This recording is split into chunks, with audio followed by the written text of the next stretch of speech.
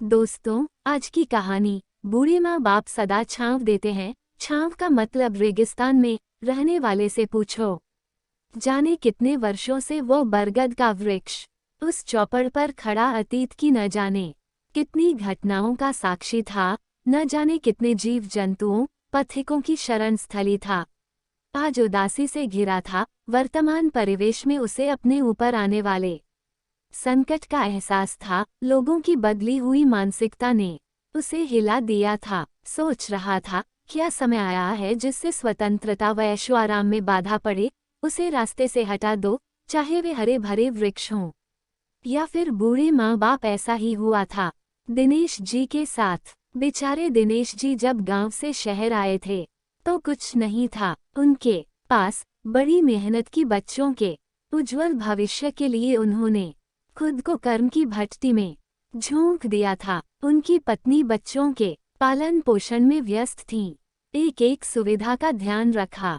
2 बेटे और 2 बेटी थे उनके। अपना जीवन तो उन्होंने जिया ही नहीं, बस बच्चों की पढ़ाई लिखाई सुख सुविधाओं के लिए कार्य करते रहे और यही सोचते रहे कि जब ये लोग अच्छी नौकरी कर लेंगे तो फिर दे आराम करेंगे। लोन लेकर घर बनाया, बेटियों का अच्छे परिवार में विवाह किया।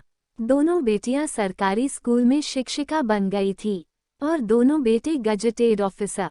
उनकी शादियां भी अच्छे परिवार में हो गई थी। दोनों बहुएं भी नौकरी पेशा थी। सब अच्छा चल रहा था, पर कबाड़ किसे अच्छा लगता है। दिनेश जी और उनकी पत्नी का यूं खाली बैठना परिवार में खटकने लगा था। अब दोनों ही बुजुर्ग हो चुके थे, पूरी तरह से डिपेंडेंट हो गए थे। तबीयत भी नासाज रहती थी। उनकी देखभाल कौन करे, इस बात पर घर में महाभारत मची रहती। कौन उनके लिए घर पर रुके। नौकरों पर भरोसा नहीं कर सकते थे। घूमना फिरना पार्टी में जाना सब कुछ बाधित हो रहा था। दोनों बेटे भी पत्नियों की चिक चिक से तंग आ चुके थे। बड़े बेटे का एक दोस्त विदेश में रहता था, वह आया हुआ था। बात चली तो माता पिता की बातें भी हुई।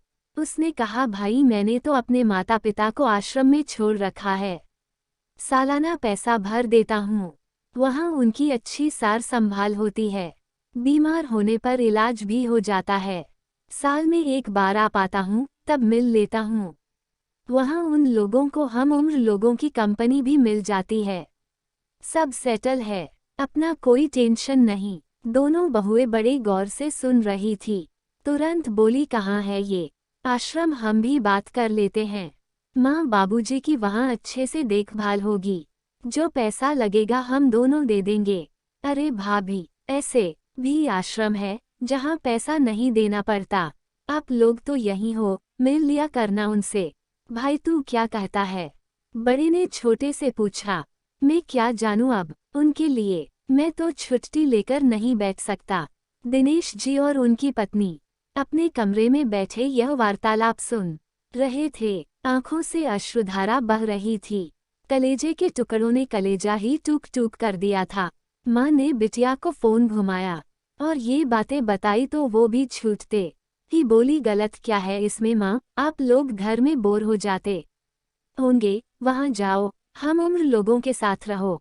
मेरी सासू तो अपनी मर्जी से चली गई। ये कहते हुए उसने फोन रख दिया। अब किससे कहें और क्या कहें, चलो वे हमें निकालें, उससे पहले हम ही चले जाते हैं। लंबी सांस भर के दिनेश जी ने पत्नी को सामान समेटने का आदेश दिया। सुबह घर में सन्नाटा था। दूध ऐसे ही पड़ा था, अखबार भी नहीं उठाया गया था, चाय भी नहीं बनी थी। बड़ी बहू का पारा 7वें आसमान पर पहुंचा हुआ था, बड़बड़ाते हुए, ये क्या मांझी, आपने न दूध उठाया न चाय बनाई, ये काम तो आपका था ना, फिर भी ऐसे कैसे चलेगा। कमरे में पहुंची तो देखा कमरा तो खाली था। अब ये कहाँ गए। अरे सुनते हो, ये तुम्हारे माँ बाप नहीं है। कमरे में सब भागकर आए। कमरा देखा, एक मुड़ा तुड़ा कागज रखा था। हम जा रहे हैं, कहाँ नहीं पता, पर ढूंढने की कोशिश न करना। सब एक दूसरे का मुंह देख रहे थे। चलो अच्छा हुआ भला टल गई, नहीं तो कैसे कहते उनसे। चलो भाई, अब तो नौकरानी भी ढूंढनी पड़ेगी। काम कौन करेगा, सब अपने में व्यस्त हो चुके। वर्षों से लगा बरगद उखड़ चुका था, अब उसकी छांव बेमानी हो गई थी। मैं यह सब देखकर जड़वत हो गई थी और सोचने लगी कि क्या वास्तव में हम रामकृष्ण व श्रवण के देश में रहते हैं? क्या यही हमारे नैतिक मूल्य हैं? ये कैसे संस्कार हैं जो वृद्ध माता पिता को दर दर भटकने के लिए छोड़ देते हैं या वृद्धाश्रम जाने को मजबूर कर देते हैं? कहाँ गई हमारी मानवता, जो ईश्वर तुल्य माता पिता पर हाथ उठाने में भी किसी को शर्म नहीं आती? माना वैचारिक मतभेद बढ़ रहे हैं, संबंधों में तल्खियां बढ़ रही हैं, तो इसका क्या यही समाधान है? आज जब कहीं ऐसा होते देखती हूँ तो मन खून के आंसू रोता है। ये दरख्त या बूढ़े माँ बाप हमें सदा छांव देते आए हैं, सबके नसीब में यह सुख नहीं होता छांव का महत्व। रेगिस्तान में भटकने वालों से पूछो, किसी अनाथ से पूछो। इतने स्वार्थी न बनो, क्योंकि इतिहास अपने आप को दोहराता है। हम जैसा बोते हैं वैसा ही काटते हैं। इसलिए दरख्तों को आंगन में रहने दो, इनकी छांव बड़ी अनमोल है। दोस्तों, कहानी अच्छी लगी हो तो कृपया लाइक और शेयर करें, और हाँ, मेरे चैनल को सब्सक्राइब करना ना भूलें।